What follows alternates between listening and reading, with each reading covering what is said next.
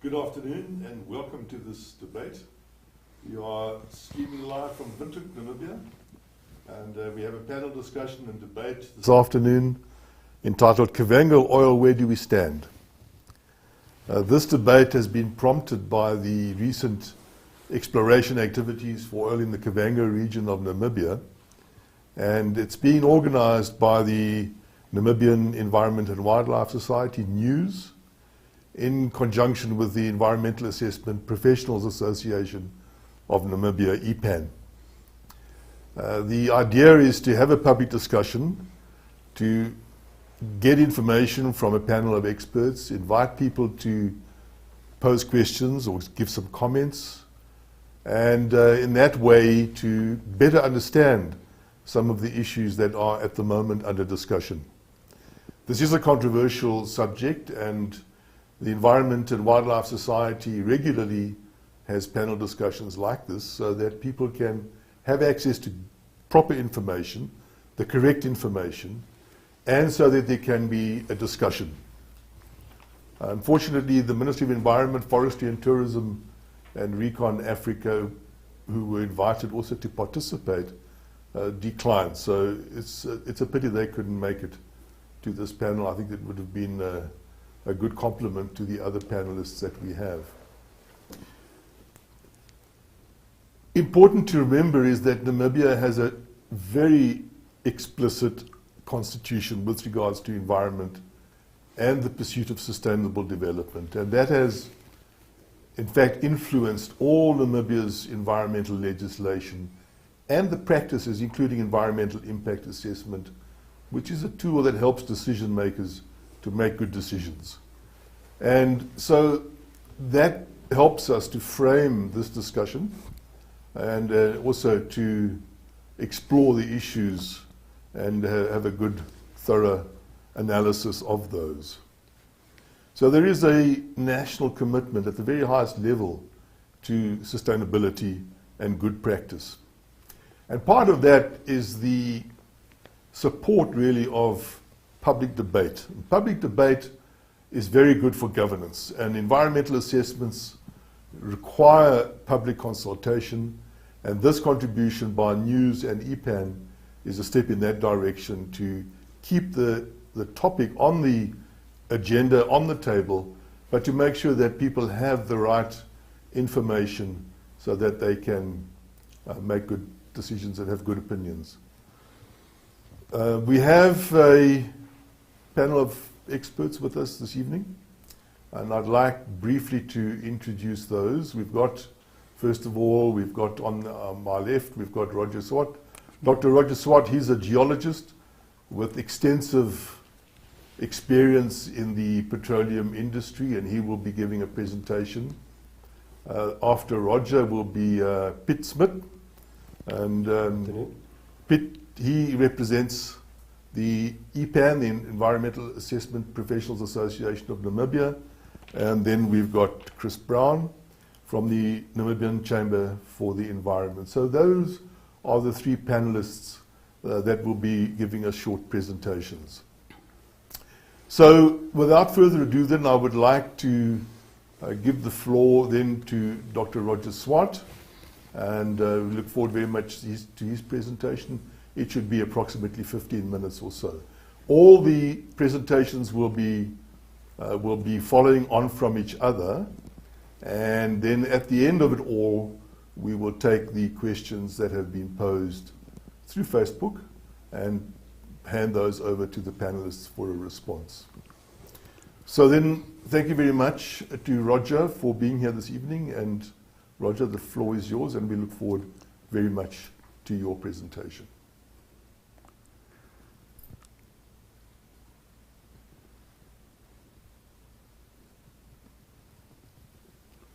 Okay, thanks, Peter. If I can just start here with the presentation. I'll have to be quite quick because there's a lot to cover in a very short time. And the first question that we can ask is, why are we still exploring for hydrocarbons in this world that we have today with climate change and protection of the environment? Have a look at some current activities in Namibia, and just to clear up some issues, just very quickly compare conventional to unconventional, so people who may not know what unconventional oil and gas is understand that. Look at exploration techniques and methodologies. Have a quick look as well at ReconAfrica's model for their exploration. And they have a look at the actual exploration footprint that they have at the moment. So moving on to this question. It's not actually...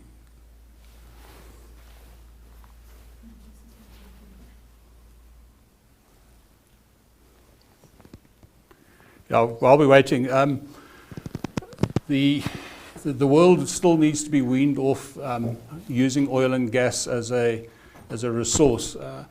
It's predicted to continue for a long time still that we'll be using oil and gas, and Namibia needs to actually weigh up the value of the economic development potential against climate change and protection of the environment. Poverty alleviation is an issue in the country, and we need to just keep an eye on what's happening. And that's a discussion I think that we really need for another day. Just to look at the current activities, this is a license map of exploration activities currently in Namibia. Offshore, there are going to be about 4 wells drilled this year, hopefully, depending on COVID.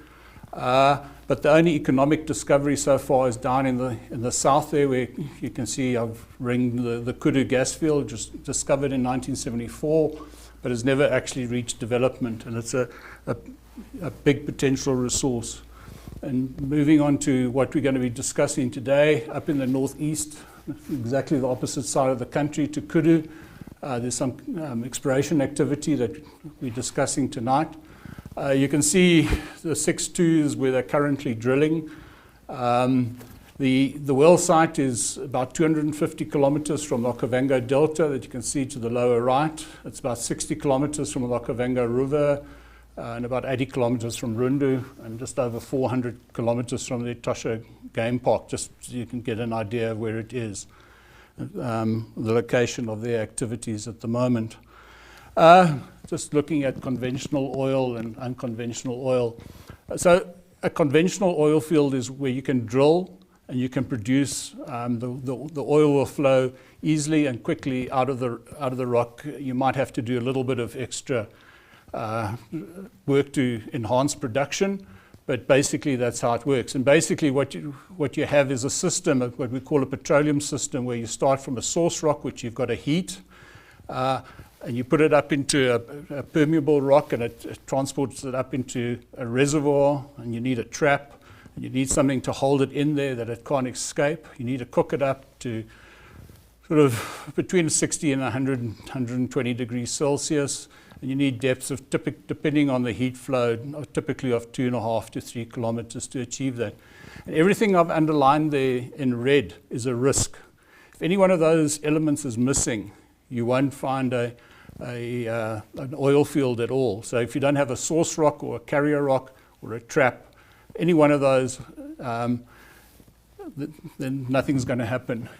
So a unconventional, and the most common unconventional type of system at the moment is where you actually develop straight out of the source rock. So you eliminate all those other risks of transport, moving it, migrating it from the source rock to the reservoir, and whether there's a trap or not. So you eliminate risk, but it's much, much more difficult to actually produce it from the source rock. Typically, you'll only do this because it's so difficult to produce. You'll only do it once you've exhausted all the conventional oil fields in an area, and then you'll go and try and frack the source rock to get because it doesn't flow easily out of it. You need it to give it a bit of persuasion to get it out of, you need to do a lot more work to do that.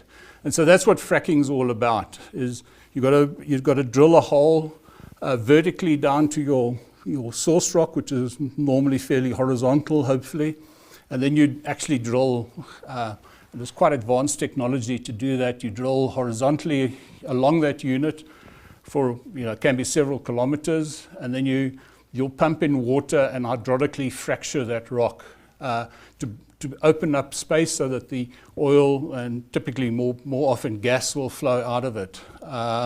So obviously water usage and getting rid of that water afterwards, because it's got chemicals in it, and is a problem. And you may require a lot of wells. You can create some mini seismic events by doing this. You can contaminate groundwater, and there can be gas leakage. But I have to point out that there can be a lot of natural forms of gas leakage as well. So if you have fracking and gas is leaking and methane or whatever gas suddenly appears, you can't immediately point your fingers. So you need background studies to understand what natural leakages there might be in a system. And a big problem might be inter-aquifer contamination, but I think Pitt will deal more with some of those environmental issues, so I'll move on. So how do we look for oil and gas? Well, you find them in sedimentary rocks, and typically they will occur in sedimentary basins. So when you start out looking, if you're going to look for oil and gas, typically in any mineral or oil and gas exploration, there's this phrase that says, if you want to shoot elephants, you go to elephant country. So you don't go to South America to look for elephants.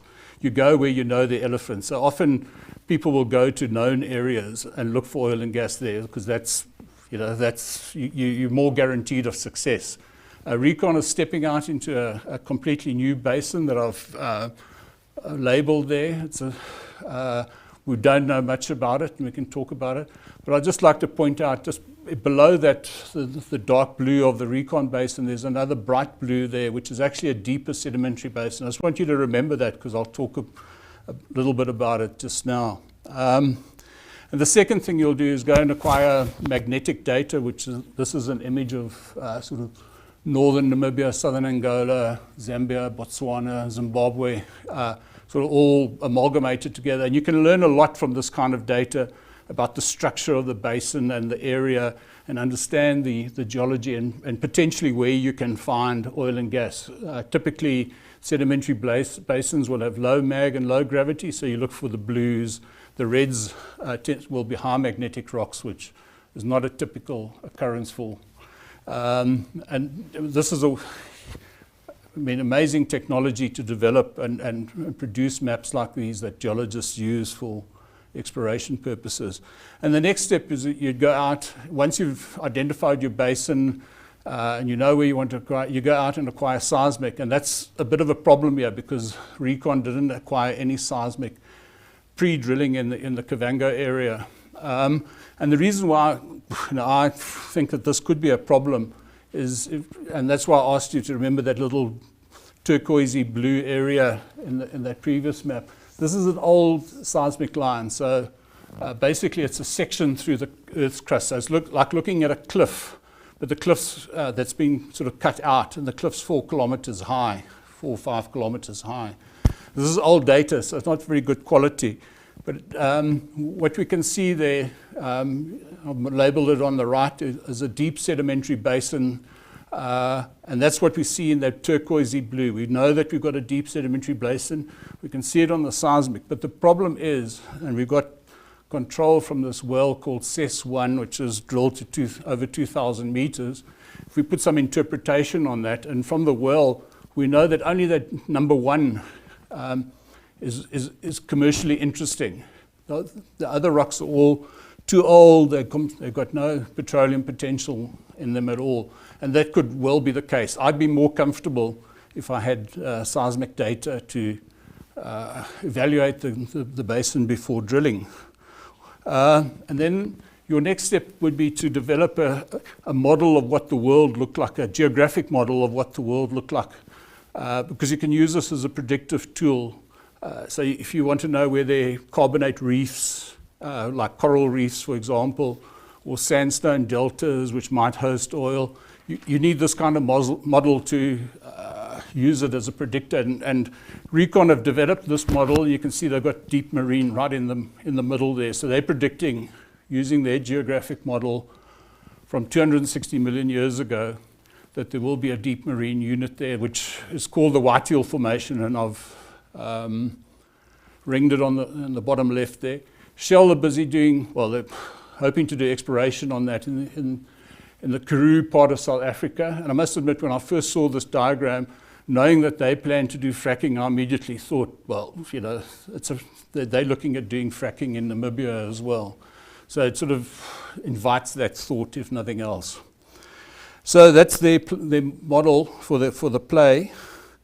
And the next thing you go out and do is you drill a well. And this is the actual well site that they're drilling at the moment. You can, on the left of the rig there, you can see all the drill pipe that they use to drill, you know, possibly to 4 kilometers depth, which is really, really deep. And so why they say that there's going to be a big basin containing hydrocarbons, and they're actually quite bullish about this. And in this little quote, which I've actually just cut and pasted out of a presentation of theirs, they say it's a no-brainer that there will be high-quality oil. And that high-quality oil is based on this White Hill Formation being present. And the second question, which I'll just deal with very quickly, are they considering fracking? They say no. But if you remember, I said that, you know, the source rocks are shale, and they say the second well is a straight shale test drilled through the shale section to see what's there. And this is in an interview. And if you read that interview, everything's about fracking, and that's from September last year. So certainly at that point in time, they were considering fracking as an option for the development of the gas here. So this is an alternative geographic model of what the world looked like 263 million years ago. And I'll just bring in Namibia quickly. It's a bit difficult to see, but you can see I've outlined Namibia in yellow. Namibia, well, Africa and South America were joined. If you can imagine the sort of the elbow of Africa in the Atlantic Ocean, that fits in with, you know, the bit of South America that sticks out. So South America and Africa were right next to each other. And you can see the pale blue at the bottom sort of comes up and heads straight up through Namibia, southern Namibia, into Brazil. Whereas, and there's nothing that sort of comes up to the northeast of Namibia, which is what the ReconAfrica model, which is on the right for comparison, shows. So ReconAfrica bring it up in a different direction to what how it's been modeled before and how we understand it. And we know that it occurs in South America. So the photograph of the White Hill Formation in Namibia, it does occur there in southern Namibia. That bottom photograph, the top photograph on the left is taken at Alsenkeer. You can see the grapevines, and the hills in the back there are the outcrops of the White Hill with the dolerite sill over the top. And exactly the same unit occurs in Brazil, which occurs on the photograph on the lower left there, where they actually quarry it, put it into a refinery, the middle photograph, and process it and produce oil from it that way. But that's a very expensive process, and it needs some unique conditions.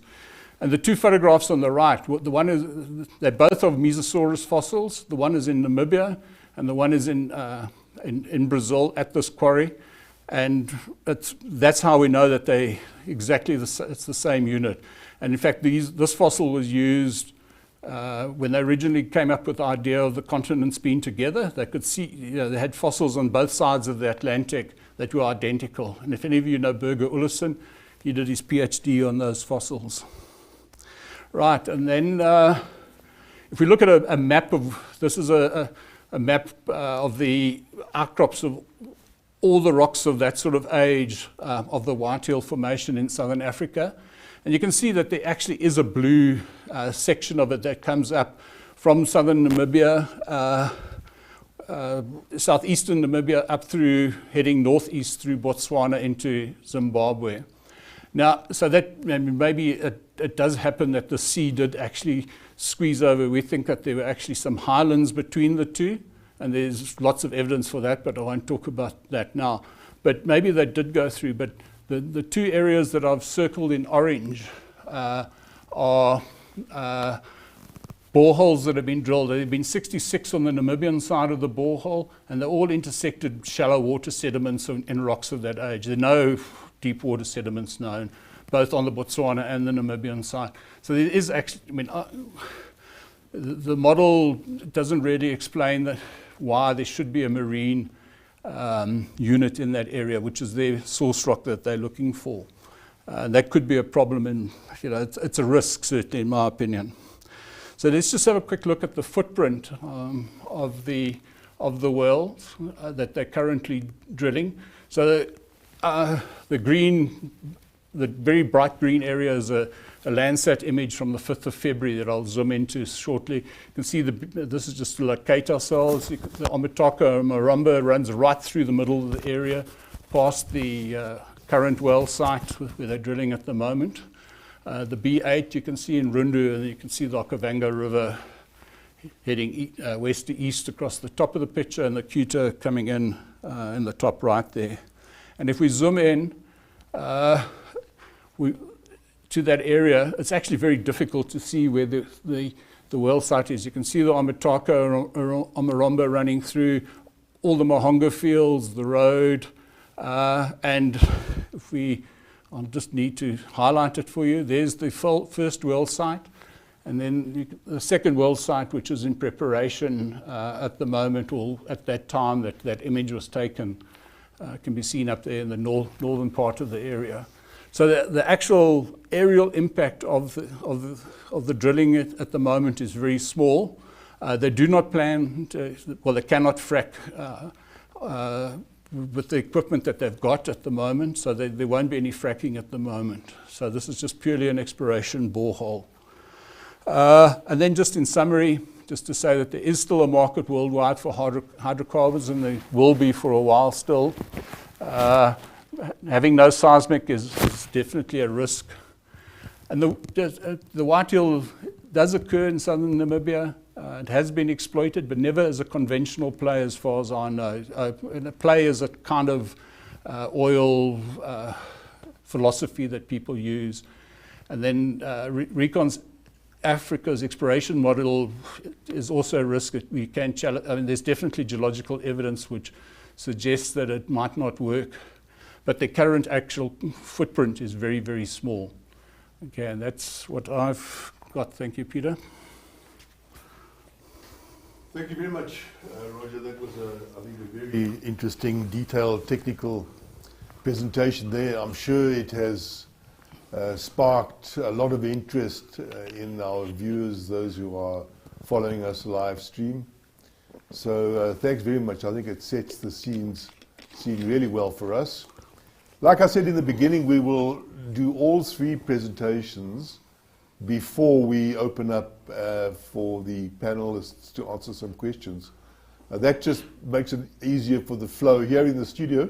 It also means that if you had a question, it might be that the next panelist actually answered it in their presentation, so that makes the question redundant possibly. Thank you then, Roger, for that, and we will move on straight away now to Piet. And Piet will launch into his presentation. He will be talking about environmental assessments, specifically about fracking, which is an area of expertise for him. And so thank you very much, Piet. You've got about 15 minutes or so as well, and we really look forward to what you have to share with us.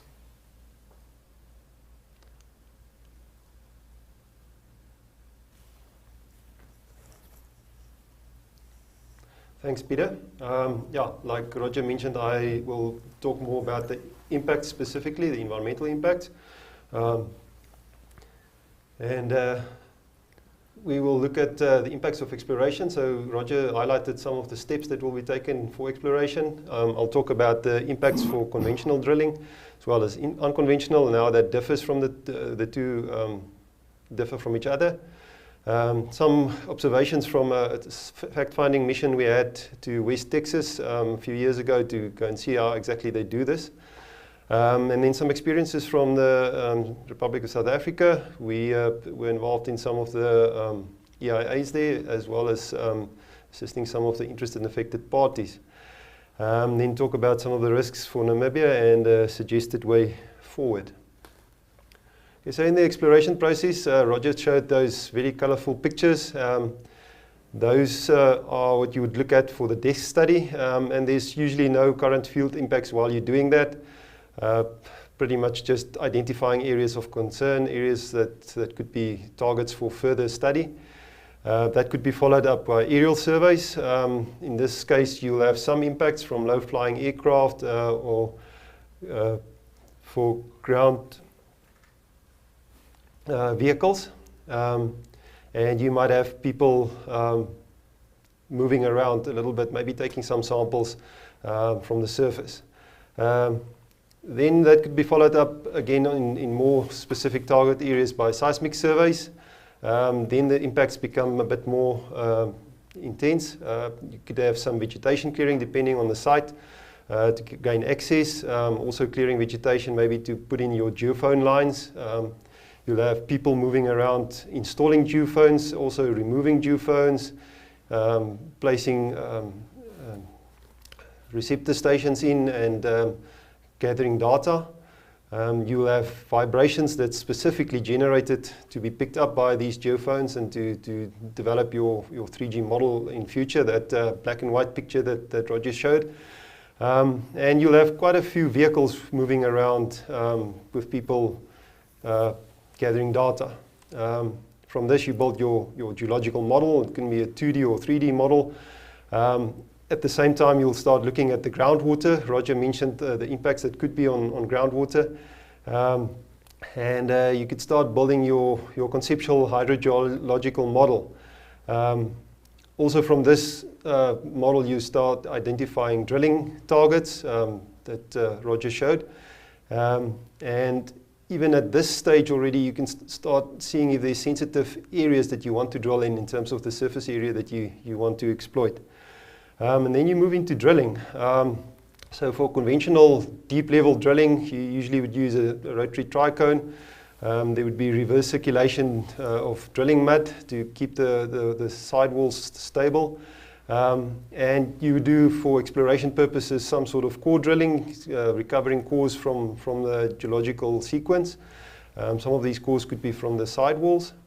To do the drilling, you'd have to, again, potentially clear vegetation. The drilling site is dictated by the geology, so you cannot always claim that you will use existing road infrastructure, for instance, but you can use it as far as possible and then maybe might have to build a road to get to the specific site. You'll then clear vegetation for a drill pad, install your drill and start drilling.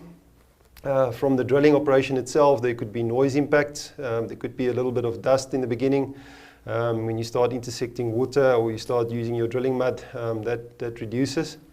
The drilling mud in normal conventional drilling is something like you can see there on the right-hand side. It's a bentonite, usually fairly inert, wouldn't really cause significant pollution. And this is used to carry the drill chips out, or the cuttings. You'll see there's on the picture on the left-hand side, on the far left, there's a cuttings pit. Those cuttings then get stored in a specifically designed pit. These cuttings could have potentially hazardous chemicals in them, or usually high salinity, and sometimes also naturally occurring radioactive material that needs to be managed. In some instances, this gets disposed by land farming if it's not too hazardous. If it is really hazardous, in some states in the United States, they would dispose of it similar to normal hazardous waste that we would handle here as well. The drilling method is usually telescopic, so you start with a large diameter borehole, drilling down to certain levels where there would be a specialist design casing that would be installed, and that would be cemented in, so you can isolate certain aquifers, for instance, making sure there's no cross-contamination or bridging. Again, the requirements for these vary from country to country and even from state to state, in the United States, for instance, or even in Australia as well. And then you drill through that cement and you go down until you reach your target rock where you want to get your product from. So if you're drilling a production well, and if you're drilling a exploration well, it's basically the same kind of impact. Only with production there's quite a vast number of wells, so the number of wells become much more, so the volume of chips that's involved becomes quite a lot more. And then obviously you have to cater for the product that comes out. So usually with exploration drilling, if it's a new play or new area to be exploited, gas would be flared because there would not be really infrastructure to store gas. They would probably sample it and do some tests on it, but most of it would be flared. So flaring it means you burn it. You just ignite it and you burn it off, which reduces its greenhouse gas impact and also smells and stuff like that. And that's typically what a conventional drilling operation would entail. If you then have to do unconventional operations for mobilizing whatever product you want to get out, whether it's oil or gas, like Roger mentioned, some of it might be old oil plays that are fractured towards the end of its life just to get that last bit out. Or it could be what they were planning or still planning in some instances in the Karoo is to mobilize gas. And a lot of the plays in other countries also just going after natural gas occurring down there. So there's two types of fracturing. The one would be horizontal drilling. So you drill in our horizontal sequence in a specific strata. And the fracking process is just pumping down a slurry that's a mix of water, sand or glass beads and some chemicals to make it penetrate better. And then you put it down in very high pressure, and that breaks the rock, physically cracks the rock. Can also be done in a vertical hole where you don't want to exploit a large area. It might be an existing hole that you just want to get that last bit out, so that also can happen. Some of the real risks is if it happens too shallow, then those cracks that you can see coming out of the annulus could actually break through right to the surface, or can break through into that blue layer that's an aquifer, that's groundwater, and cause contamination. And to try and manage that contamination, it's quite difficult. In some areas in Australia, they fracked coal bed methane boreholes, and that broke through right to the surface because it was very shallow. And it became quite a big issue to try and address the methane that was escaping through the surface areas. The normal precautions that you have to take for conventional drilling is involved with unconventional drilling. The three extra things that usually creates more mitigation measures to be put in place is the chemicals that's put into the water, the volume of water that's needed to actually do the frack can be quite significant. And to source that water can become an issue. And also then the traffic to get the water to the well, if you can't pump it from a close-by well field or something like that, could also be significant. And then at closure to try and seal that and make sure that you don't have any gas flow escaping at the end of life becomes an issue. If you look at the picture on the top right, you see a typical well field in development. So there's three wells kind of in the middle of the picture, running from top to bottom, and the middle one is still being drilled. You can see the drill tower there. You can see the double liner. It's a HDPE double-lined facility that's taking the waste from that facility, or from the drilling itself. So it's typical of what we'd see as a hazardous waste facility in South Africa. And then you see all the roads. There's overhead power lines coming in, and most of those roadways will be used to have access for pipelines that would then take your product out when it comes into production, to centralized containment areas from where it can then be carted out. Quite a bit of significant railway infrastructure is also needed to actually take out the tankers. Although a lot of it can be piped, but when it becomes very long distances, then railway is obviously the cheapest transport method. So for unconventional methods, usually you also can target different layers from the same hole. So you can do horizontal boreholes deviating from the same hole. You can also do clusters of holes that targets different layers. That reduces the overall footprint that gets disturbed, but still quite a significant disturbance that's involved.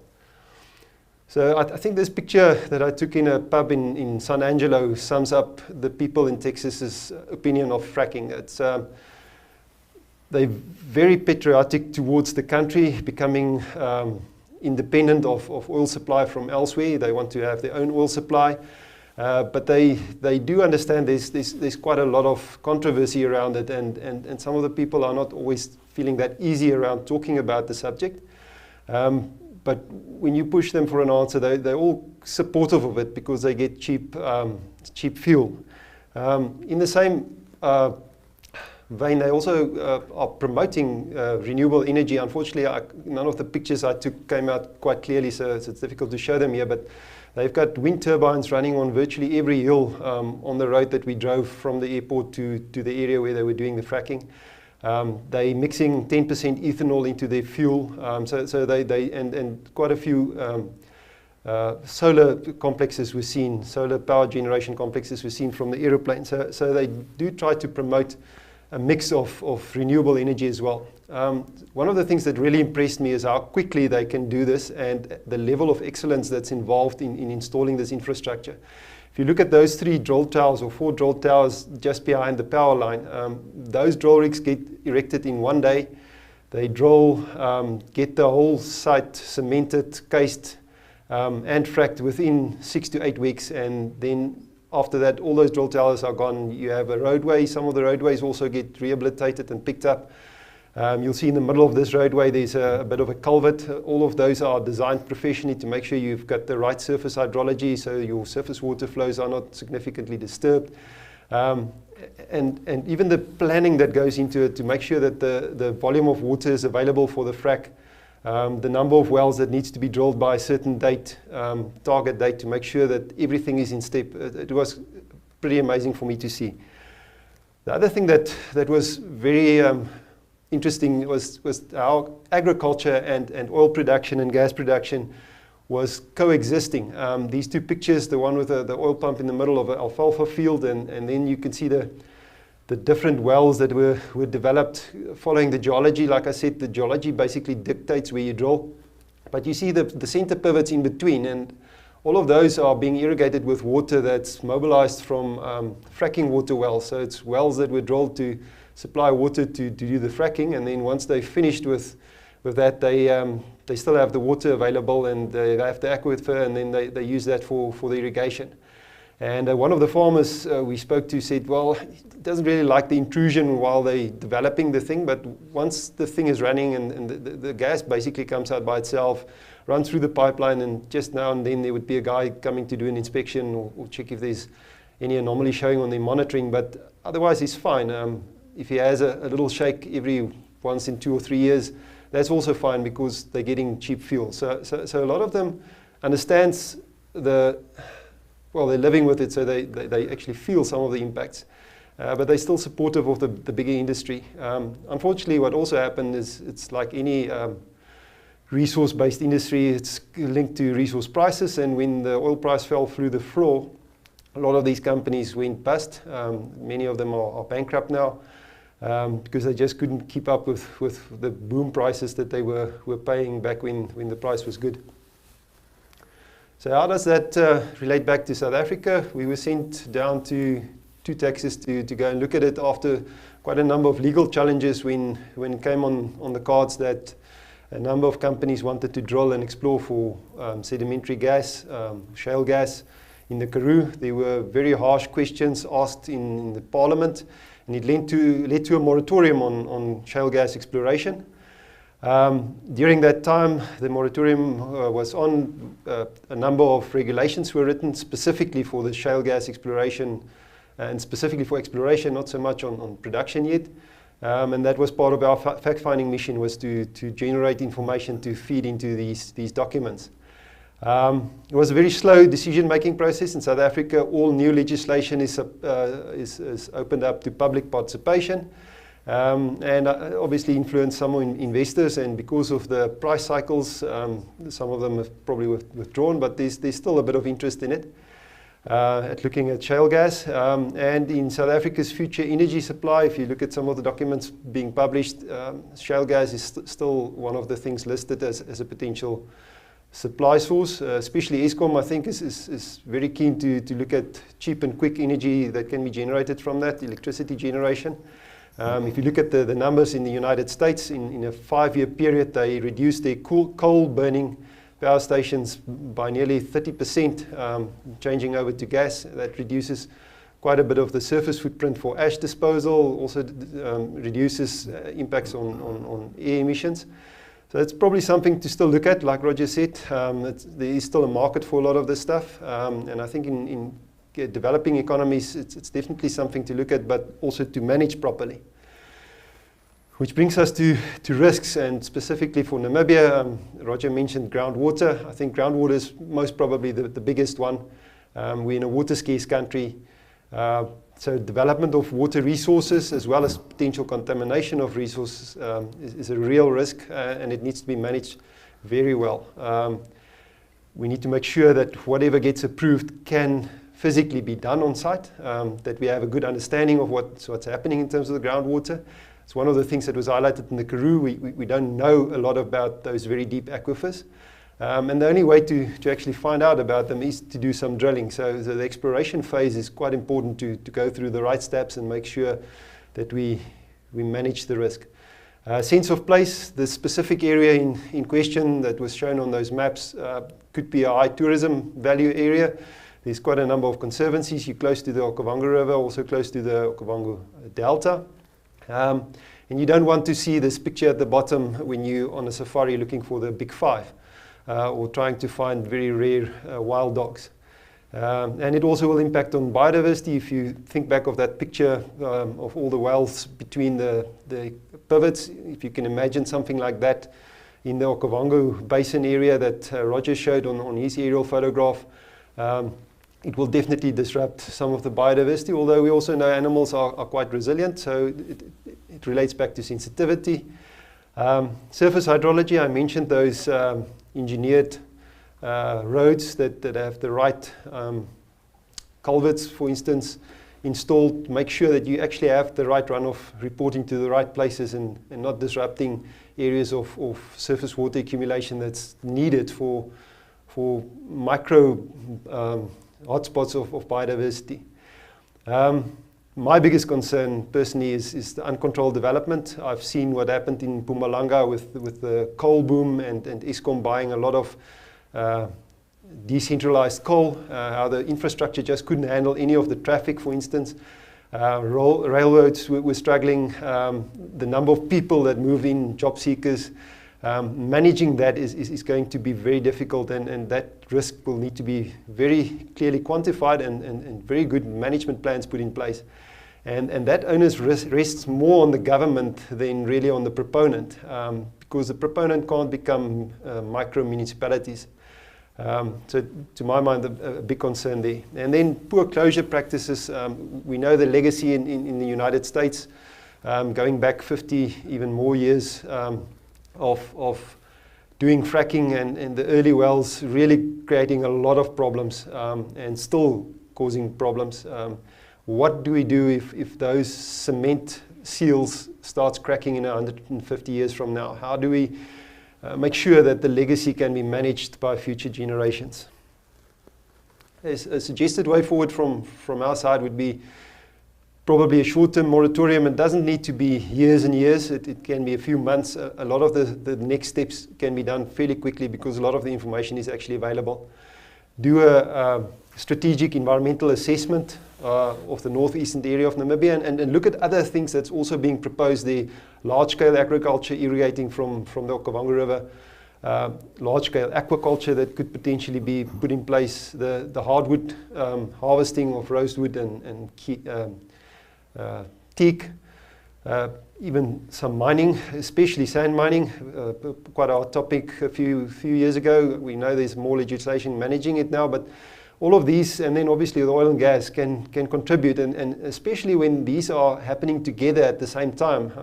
How do those cumulative impacts affect the area, and how do we manage that? I also think industry-specific environmental regulations for oil and gas could be a good thing. And again, it should be fairly quick to put together. Many countries all over the world is doing oil and gas exploration, oil and gas production as well, and even fracking. And these things are available quite easily. And our neighboring country in South Africa has got some good regulations now as well, and they've got similar situations to ours, so we can borrow from them and get these things in place quite quickly. If those can be supported by a set of best practice guidelines, even better. I also think overall we need to look at sensitivity in the country and try and generate a good countrywide sensitivity map that would show areas that's sensitive to oil and gas as well as mining. And those things can inform investors even before they start purchasing exploration rights, to know if they're going to be in sensitive areas or even no-go areas that could be listed on that. And then I also think it'd be useful to have a panel of specialists with the correct experience and qualifications to review some of these applications to make sure that all the boxes are ticked. And especially if you on those verges of some of the sensitive areas, or maybe inside some of the sensitive areas, as we've seen with the uranium exploration, making sure that the people that review applications actually are in a position to make good decisions and see if the plans in place will address and properly mitigate the potential impacts. And that's my discussion. Excellent. Well, thank you very much, Piet. I think that your presentation complemented very well the very technical presentation by Dr. Swart. So that's great. It helps to provide us with a very clear picture of what has been done elsewhere in the world, and those images from Texas, I think, help people to well understand, what could evolve here. So thank you very much, Piet, and we will immediately move over to our last panelist. So that's Dr. Chris Brown from the Namibian Chamber for the Environment. Dr. Brown has got substantial experience as an environmental scientist in Namibia, and I know he's been following this issue quite closely. So thank you very much, Dr. Brown, and we look forward to your presentation. Thank you, Peter, and good afternoon, everyone. Yeah, thank you, Peter, and good afternoon, everyone. I'm going to focus in more on the oil and gas exploration itself.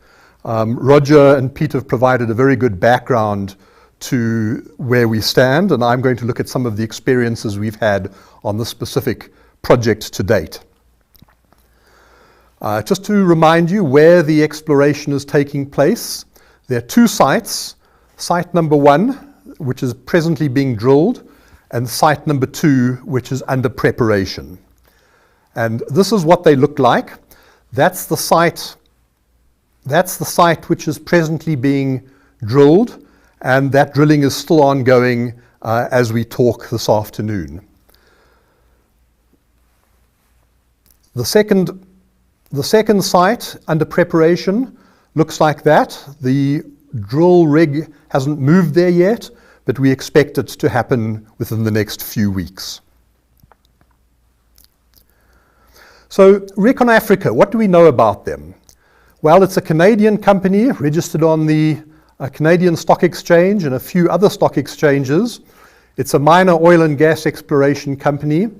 It became a public company through a reverse takeover of Lunt Enterprise Corp. And at the end of 2019 financial year, its assets were worth about 0.56 million Canadian dollars. So a small company. It acquired a petroleum exploration license for the area of about 2.86 million hectares in Kavango in an entirely legal and legitimate way as the country operates. You can see there the stock prices. The area circled is the right-hand side of that graph as it goes up is what happened as soon as it announced and started raising funds for this exploration project in Namibia.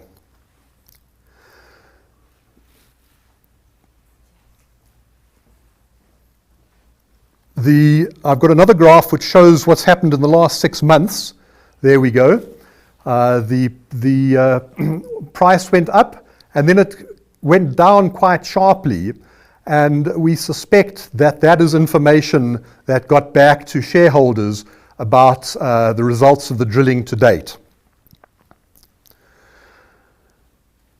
ReconAfrica contracted a local EIA firm, Risk-Based Solutions, to do this EIA on the first component of the exploration, and that is the drilling of 2 exploration wells.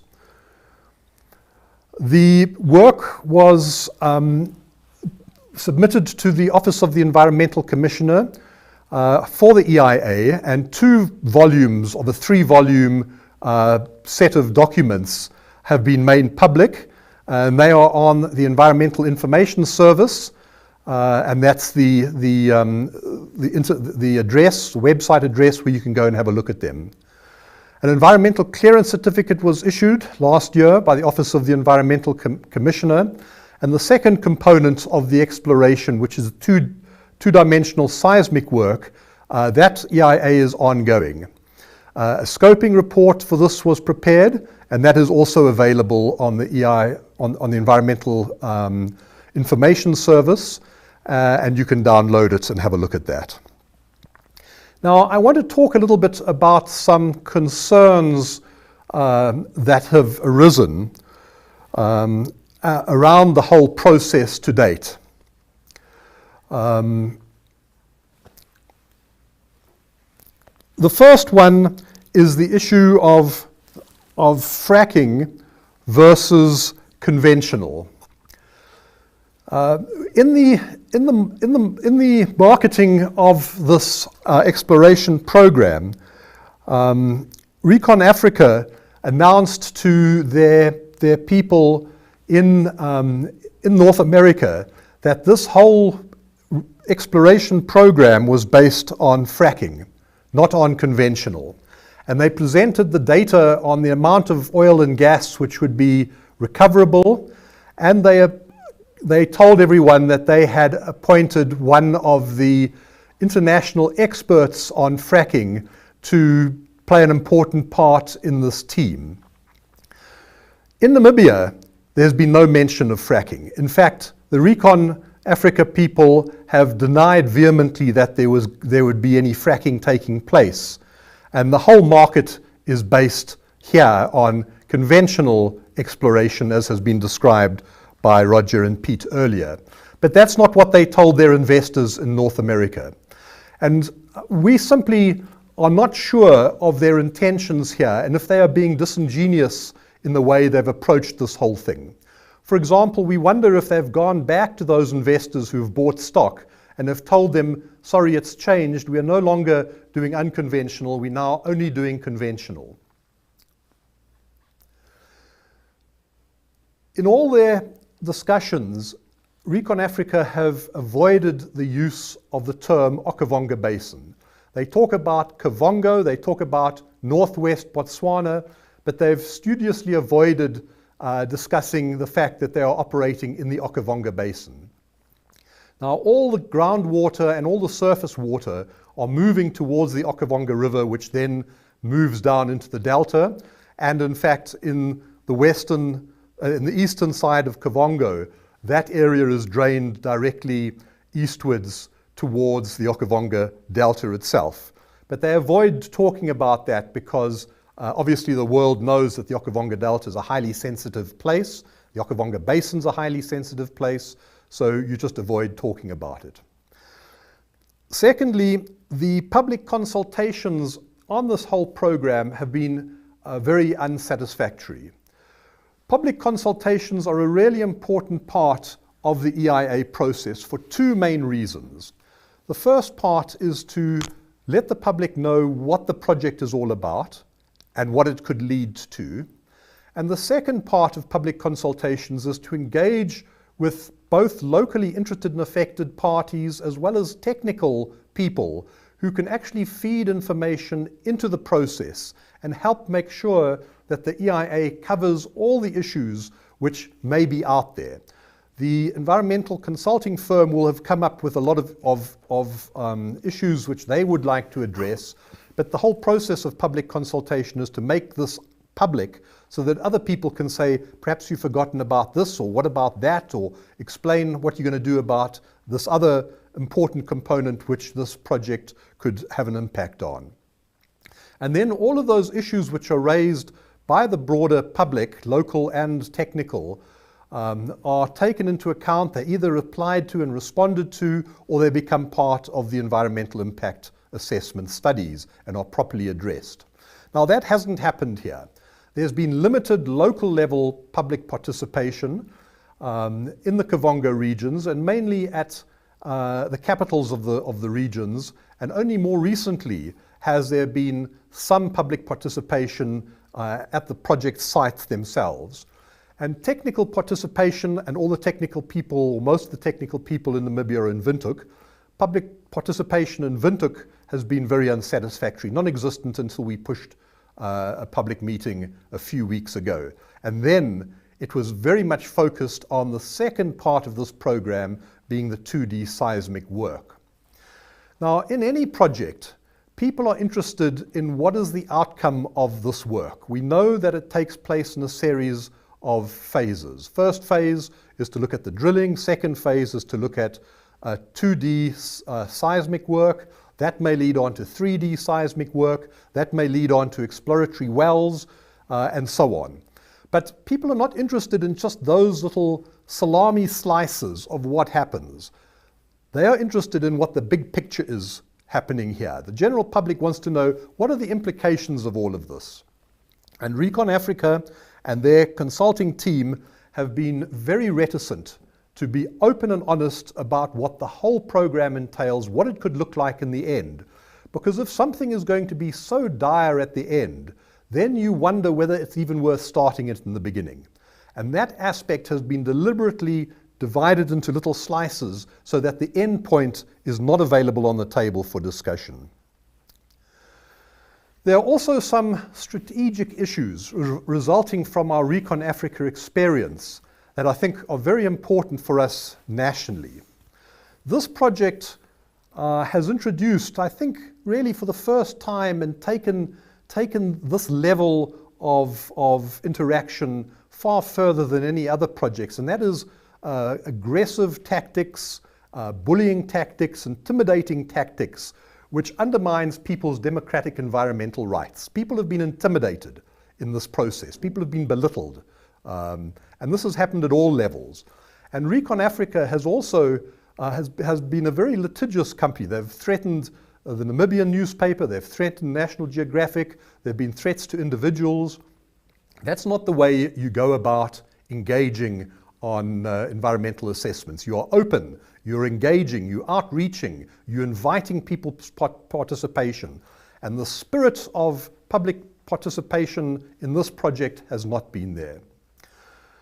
A second strategic issue is that the Namibian government, together with 4 other countries in southern Africa, have made a commitment to the Kaza area, the Kavango Zambezi area, as a green economy area, an area based on wildlife, on indigenous vegetation, on woodland and forest and wetlands, on sustainable agriculture, etc. And the vision and the objectives of that Kaza development, which has attracted a lot of national and international funding to help the process move forward, now allows oil and gas exploration right in the middle. And that suggests that there's a lack of linked up strategic thinking and planning between different initiatives happening in the country. Third, in our view, certain areas of the country should be closed to oil and gas exploration. This builds on the point that Pete made about sensitivity mapping. That work has been partly done in the minerals sector, where areas of high sensitivity, particularly in national parks, have been closed to mineral exploration. And we should be looking at exactly the same process, but extending it countrywide for oil and gas as well. And in our view, fracking should simply not be permitted onshore. It's just not something that we should do. The impacts of it are too great, and the impacts on other sectors which have long-term economic potential and opportunity are too great. We have a number of issues of concern around the Office of the Environmental Commissioner, which we feel that this project and other big high-risk projects have exposed. And that is the need to engage more closely with project proponents to ensure good public participation. There should be a planning exercise. Part of an environmental assessment is the technical work.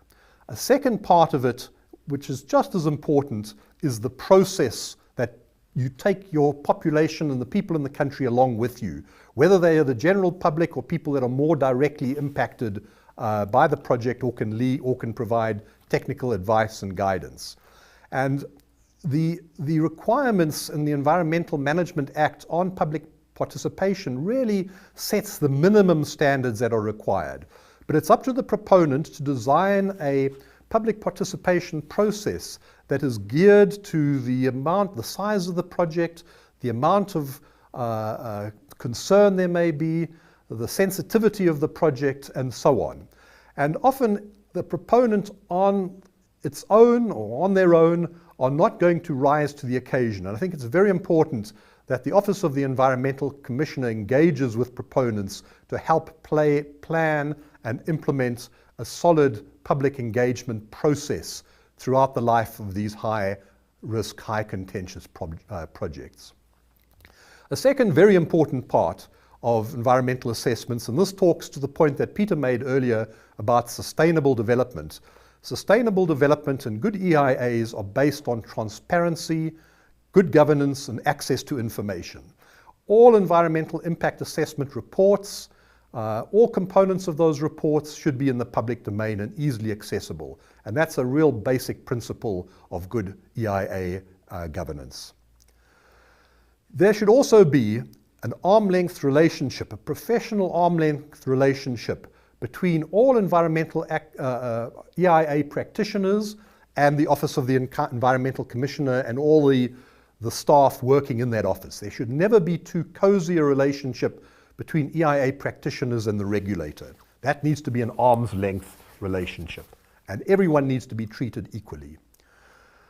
Finally, finalizing the revised Environmental Management Act and the regulations is a really important aspect of moving Namibia's EIA process forward. Some of this legislation has been under review now with a number of public consultations and meetings for up to 5 years, and nothing is moving forward. This needs to be now brought to fruition with final public consultations so that we have a stronger, better regulated, better governance set of laws in the country to make sure these points I'm raising now are properly implemented. We also need to have an environmental assessment practitioners bill which turns into a law so that the people who are practicing EIAs meet the required standards and are held to the right codes of conduct. At the moment, anyone can go along and say, I'm an EIA practitioner, there's my EIA, and you need to treat me as if I'm professional just because there's no legislation that says to the contrary. There needs to be a proper environmental practitioners legislation and prac to make sure that the sector is properly professional. I also believe that it's part of the role of the Office of the Environmental Commissioner to help achieve consistency with new initiatives, new proposals that come up, keep them consistent and within existing policies, practices, and activities. For example, in the case of oil and gas exploration in the Kavango in the middle of the Kaza area, someone has to make sure that whatever new is being proposed falls within the scope of the policy and framework and vision of Kaza. Otherwise, all of that work, all of those investments, all of our donor partners are going to feel that they've just wasted their time and money in investing in Kaza. As soon as something new comes along, all that's swept to one side and the new initiative takes place. So I think some of these consistency components are really important to make sure that we have linked up strategic thinking and activities in the country. Now, climate change and Namibia's commitment to global agreements is very important. At the moment, we have a commitment that 98%, that we will achieve 98% reduction in our greenhouse gases by 2030 within the global agenda. That's our commitment. Now, that is a commitment for a country that has a net sink. That is a commitment which can be queried. But if we are to remain a net sink for carbon in Namibia, we need to be promoting a low to zero carbon development agenda. And because Namibia is ideally placed for renewable energy options, I think one can question whether at this stage in the global debate around climate change, we should be in any way contributing to oil and gas exploration. We would like to see much more energy, effort and investment going into renewables than going into the development of oil and gas, which we know is going to be phased out over the next couple of decades. And it's no surprise to anyone to know that much of the democratic world has banned fracking for very good reasons. And some of those reasons are around water. Namibia being the driest country in sub-Saharan Africa, every frack uses between 4 and 30 million litres of water. And where would that water come from? And those are the landscapes below which are left after these sorts of activities. If you look at the Kavango today and you look at that, I'm sure that's not the landscape which we would like to see and leave to our children in the years ahead. So thank you very much.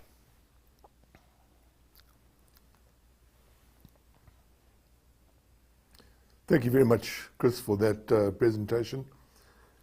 We've heard now from our three panelists, and again, thank them and appreciate the way that each presentation complemented the previous one. I think having heard all of those three, people have probably now got quite a good idea of some of the issues, the complexities, and some of the technical aspects, and also some of the ethical aspects. We have approximately 135 or so people, maybe more now, been following this online, so welcome to all of those. And we've got some questions also from them, and I'm going to read those out loud and ask panel members to respond to those. Just before we do that, we will take a short break though, and so that we can actually collect and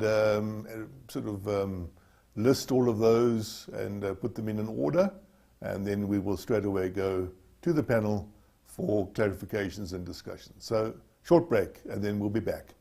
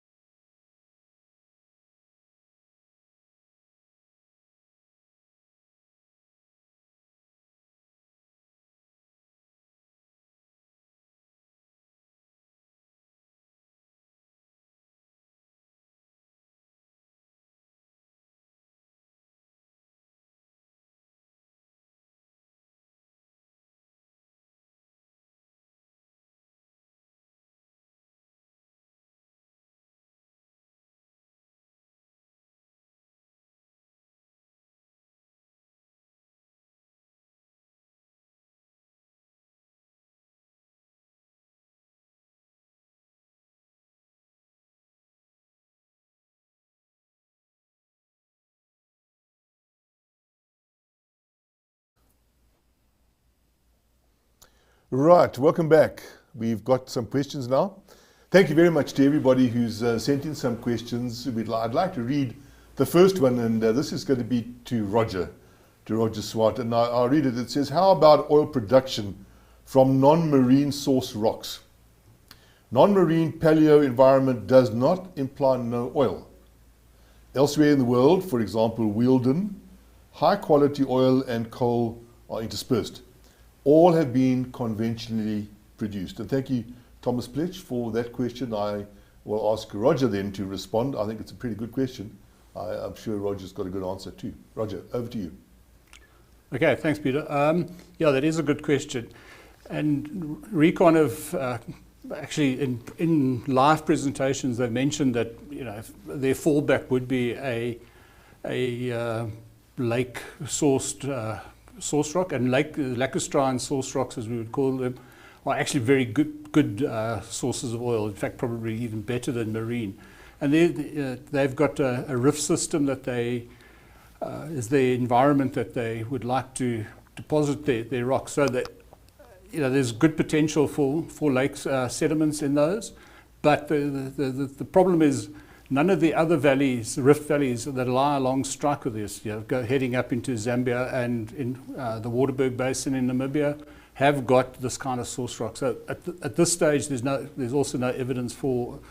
It would have helped again to have a bit of seismic. You might have actually been able to identify a potential source horizon off the seismic. So it's something we don't know. May or not be there. Again, it's a risk. Okay, thanks, Peter. Thank you very much, Roger. That's, I think, a pretty clear answer. The next question is about the certification of environmental assessment professionals. And Dr. Brown touched on this, but I'm going to ask Pete, because he's the chairperson of EAPAN, to elaborate a little bit.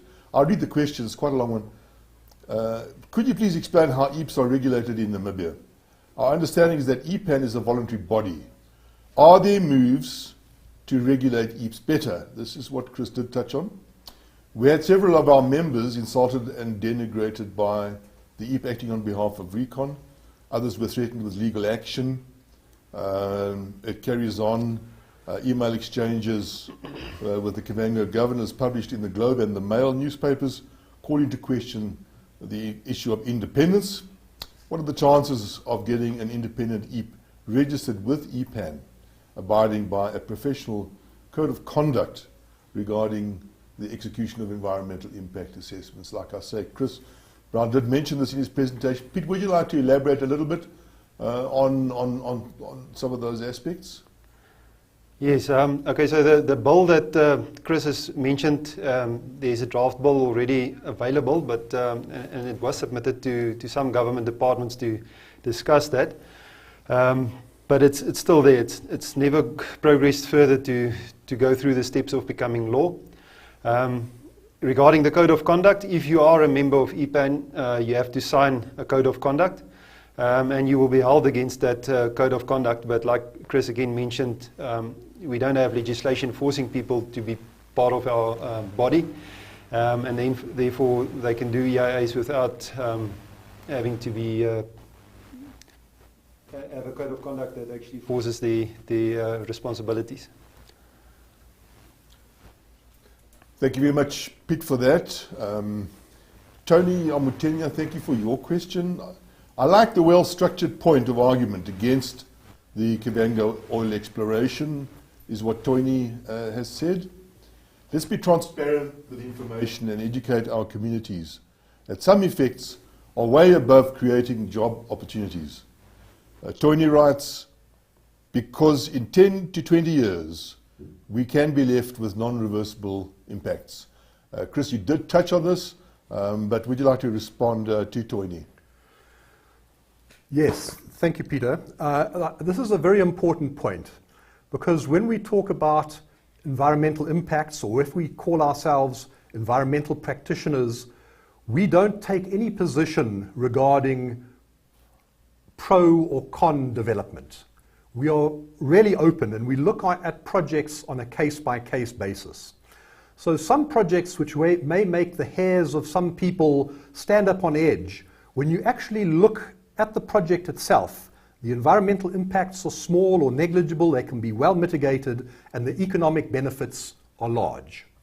So those would be good projects for Namibia. Other projects where you look at them and you've looked at the science of the work, you can say that the impacts of those projects are so great that they will maybe have a short-term return, but the people living in that area will have to suffer the consequences for many years to come. The groundwater will bear the consequences, the opportunities that result from that. The short term just doesn't offset the medium to long term. And then those are the projects where you'd say, well, let's not go there. So this isn't a pro or con development agenda. It's very much a case-by-case agenda. And that's why EIAs are so important, and it's so important that they be done by informed professional people that can really bring the information to the table. And it's on the strength of that projects are approved or not approved. Having a well-educated public, whether it's in the rural areas or in Windhoek, in the towns or wherever, is a really important part of this. And there has been ongoing work to talk to people and bring training courses to people in the rural areas particularly about their environmental rights. This is a process that's been ongoing, and we need to keep it going on into the future. And to underpin all of this is the issue of access to information, making information clearly available. What are the outcomes of the EIAs? Who are the people doing them? Are they qualified to do them? Have they been reviewed properly? Have we got a clear picture of exactly what the situation is? And is that information sufficiently robust for us to make good decisions and move a process forward? So all of this is really important as part of the whole package around governance, around environmental democracy and rights, and about making good, sustainable decisions for the country in the long term. Thank you very much, Chris. And I think it's important to point out also that the environmental assessment work that gets done for projects like this are not fundamentally anti-development. They are not fundamentally just looking for fault. A good environmental assessment looks at the risks, which is what it should do, but also analyzes, tries to understand the opportunities. So at best, what one would like to see is a win-win. We know that that's not very common, and in most projects and EIAs that we've seen over many decades, usually there's a winner and there's a loser. The point is who wins and who loses, how much is won, how much is lost, for how long has it been lost, and that was the gist of one of those questions. Another question that's come in is asking exactly that. Who wins and who loses potentially in this entire project? We know that the project at the moment is defined only in phases. The big picture, as was said, is not very clear to everybody. But if you just think about that big picture, the possibility of a commercially viable discovery, who do we think would be the winners and losers? And I'd ask all of the panelists to maybe think a little bit on that. Let me start again with Chris Brown. Chris, who do you think, in the bigger picture, overall, would be the winners and losers? And do you think there could be a win-win here? I think it depends very much on the type of exploitation of the resource. If there is indeed oil and gas there, and we're a long way from knowing about that at this stage, if there is indeed oil and gas there and it's abstracted, exploited through conventional means, then the impact can probably be managed a lot better, and you can get you can get closer to a win-win situation than if we're dealing with fracking. I think that is a very difficult situation to be able to handle. Secondly, I think one has to do some quite clear economic assessments, cost-benefit analyses. What are the costs? If water aquifers, if groundwater gets polluted, people's livelihoods are impacted, the loss of woodland and timber in that area, and so on. What are we losing? What are we gaining? And how is that over the long term? With oil and gas, you know, as people move out of oil and gas more and more, with renewables coming in, the price of oil and gas is going to be going down. The cost of capital to develop oil and gas is going up and up all the time because the lenders know that it's a sector that everyone's intent to move out of longer term. The infrastructure which needs to be developed in the Kavango to exploit an oil and gas field or recover oil and gas in that area is very expensive. And the margins with present prices are probably very small indeed. Now, who's going to benefit? Well, if it goes ahead and if there are still margins, the government will benefit. There's royalties, there's fees to be paid, there's taxes to be paid, and so on. Again, it comes down to good governance. I mean, if you look at the situation in Angola and Nigeria, it's difficult to see how the general population has benefited much from those discoveries. There's been a lot of people close to government in those countries that have benefited extremely well, but the general countries haven't really seen the benefits of that. And unless we can get on top of some of our issues, you know, we've got fish rot, we've got timber issues, we've got a whole range of issues. We're clearly not on top of our governance issues here in Namibia. You know, oil and gas is an area which is very, very vulnerable to that type of exploitation. There may be jobs created, but there are also significant costs. Costs to the environment, costs to local people and their livelihoods, and so on. And at this early stage in the program, and without Recon talking about the end point and where they see this going, at this stage it's very difficult to really balance those equations and see where you come out. Thank you very much, Chris. Some people have wondered whether environmentalists are fundamentally anti-development, and is this an anti-development agenda and an anti-development panel? And I would stress that the issue or the agenda is certainly not anti-development, but rather the right kind of development that can be sustained or that will contribute significantly to sustainable development, sustainability. We all know that government requires resources, input, and you know, in order to have a budget to provide social services in the country. So I don't think anybody here is anti-development whatsoever. A question to Pitt, though, based on that one which came in now. You suggested, Pitt, in your presentation, having been to Texas, that people are living in relative harmony with the fracking industry that's going on there. Agriculture continues. You know, are we perhaps exaggerating this, is what a person's asking? What do you think, Pitt? I don't think it's really exaggerated. If you look at the photographs, it's quite visual. Our areas are affected by the development. A lot of that obviously can be fixed up towards the closure side of things and rehabilitated. You'll never restore what was there 100% before.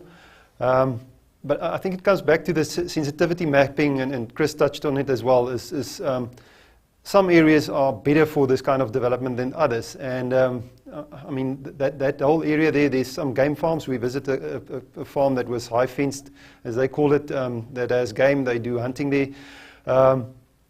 So yes, there's harmony, but there's also, I mean, there's a bit of animosity, and you have it with mining as well. I mean, the direct neighbors of a coal mine would sometimes be very upset with the mining company, but 2 farms further, they're not that upset.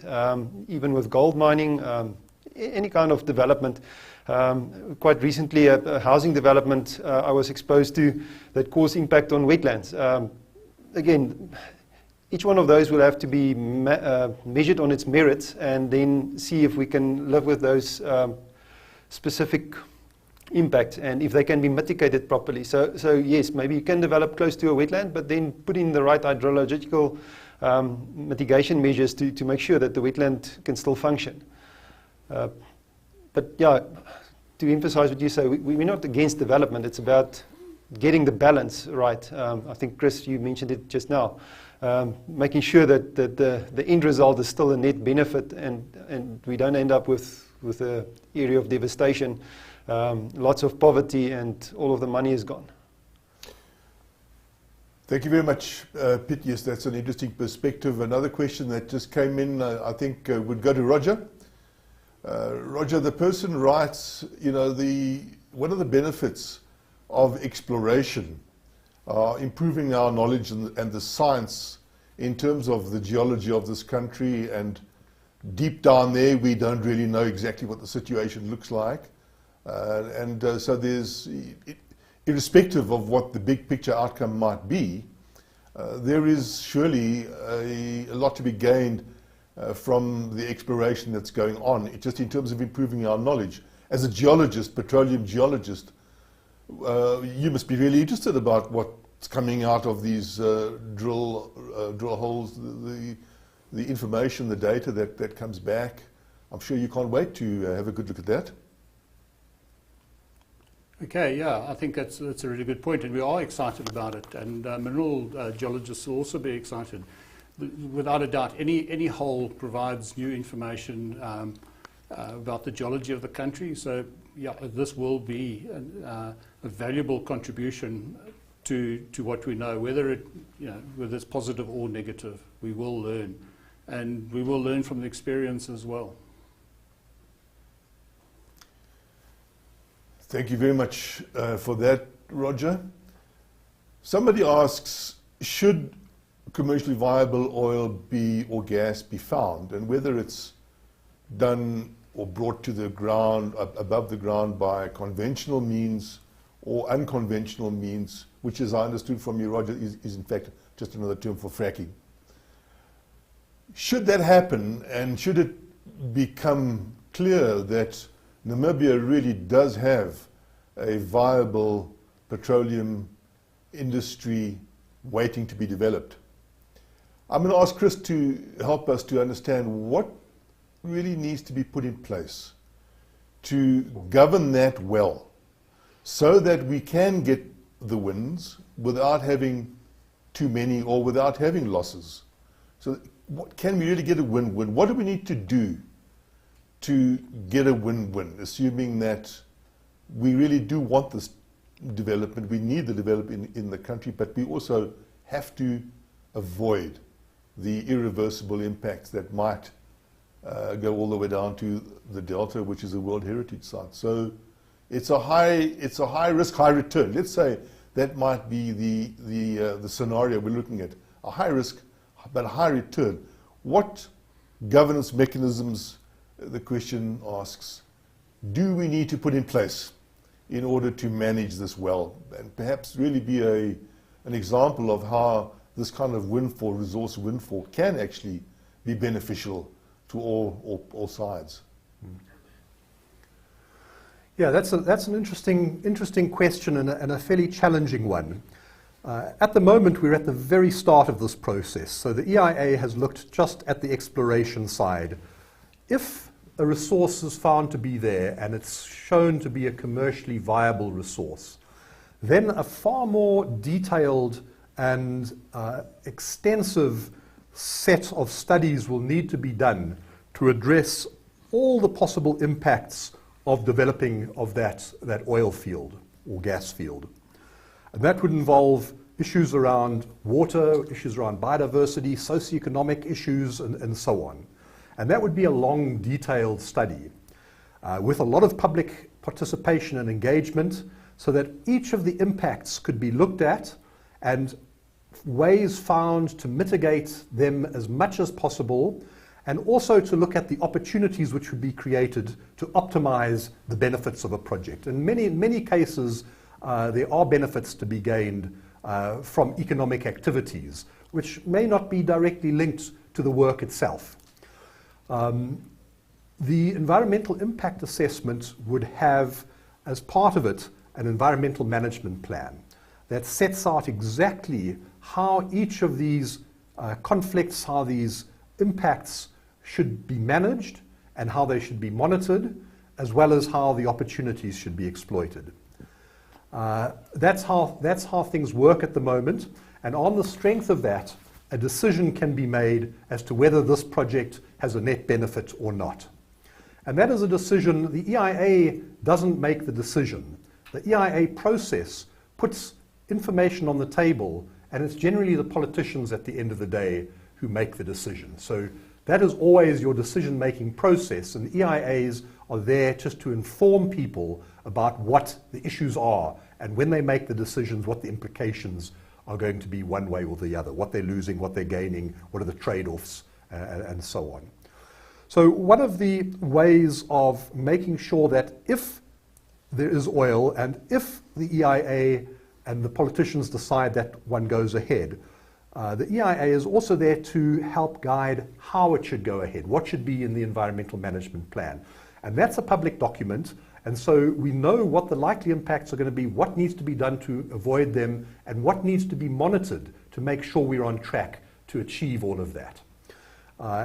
The best way to do that in a case like this, which is a highly sensitive type of project, is to set up a multidisciplinary steering body which will oversee this work. And the monitoring goes to that steering body so it becomes public. There can be a website on it. All the information goes into the public domain. Everything is really open and transparent, so we can test and have a look at what's happening as it evolves and moves forward.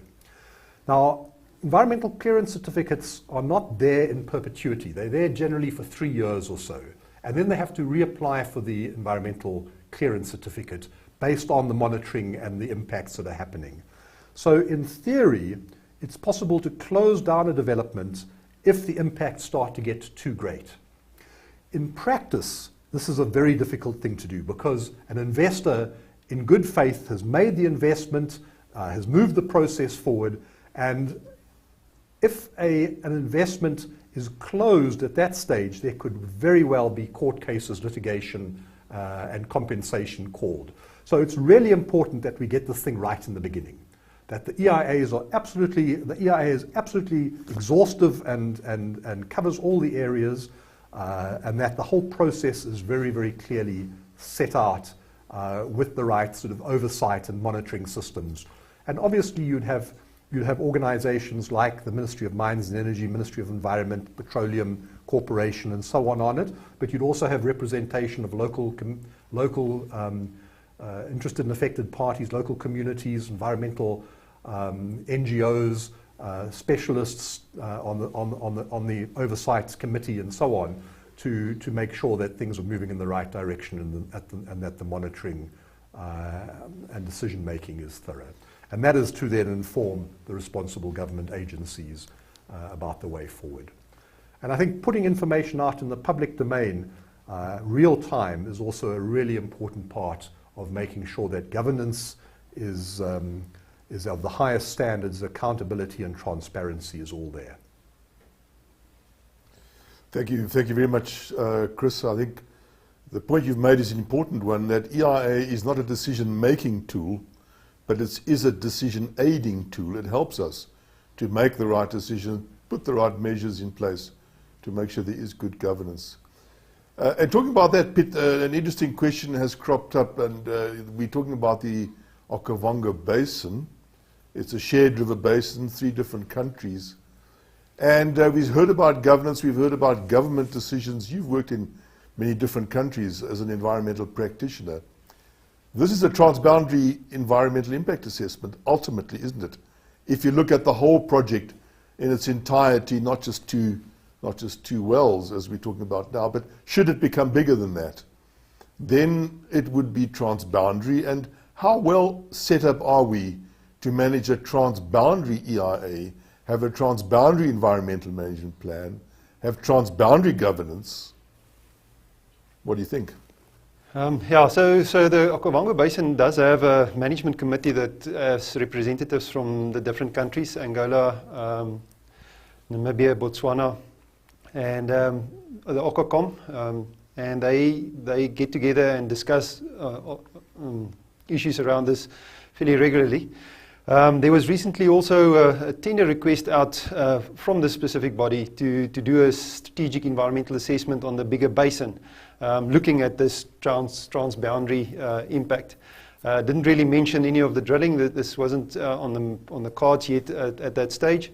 But a strategic environmental assessment should highlight the really high risks and what kind of activity should be shied away from.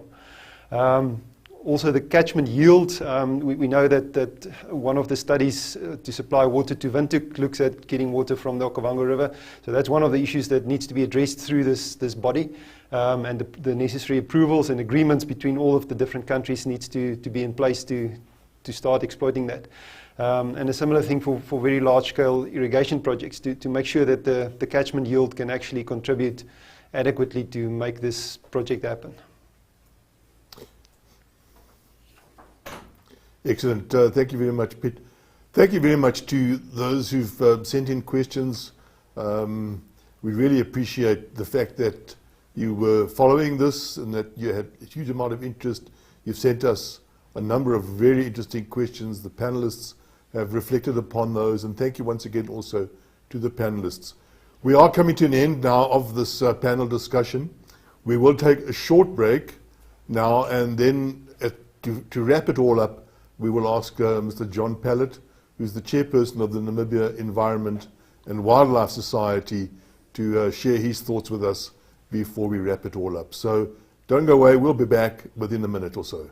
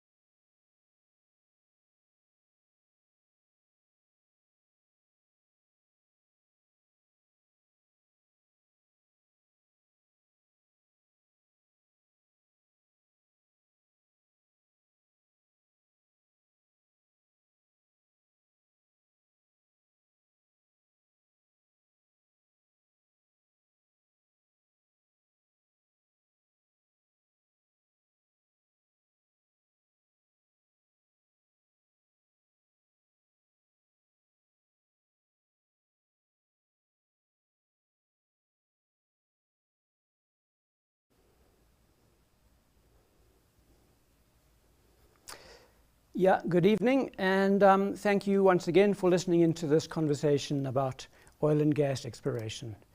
I just want to make one thing clear right from the start.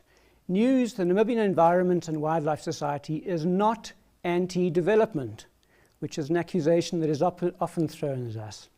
We are anti-unsustainable development, and there's a very important distinction to be made there. So that's the first point I wanted to make. The Namibian Environment and Wildlife Society does not appreciate the mixed messages from ReconAfrica about their activities in Kavango. On the one hand, they deny they have any interest in fracking. On the other hand, their literature talks about unconventional plays, which involves fracking of a deposit of this nature. Any observant person would conclude that ReconAfrica is at least considering fracking, and that is why we are concerned. And I'd also like to add, just there have been some comments coming in that Recon wasn't invited. That's simply not true. Recon respectfully declined the invitation to take part in this. So where does NEWS stand? NEWS opposes fracking in Namibia primarily because of its high water consumption and hazardous pollution. NEWS also opposes oil and gas developments which would threaten iconic wildlife and a wetland of international importance. Namibia and the Kaza Zambezi Transfrontier Conservation Area are proving to the world that wildlife and a healthy natural environment do bring direct and significant benefits to local people and the entire Namibian economy. This should not be jeopardized by secretive planning and short-term profit from a polluting development. In the interests of making a positive contribution, News fully supports Namibia's climate change commitments and urges them to be implemented. There are alternatives to oil and gas, and we should be considering them. Renewable and sustainable energies are available and becoming more and more accessible. These will help to reduce the world's dependence and Namibia's dependence on oil and gas. So, to round it off, News thanks all the panelists very much and all the listeners out there for contributing to this discussion. The important point is to have conversations like this. All views should be heard, and we're grateful that you have been contributing to that. Thanks, and good evening.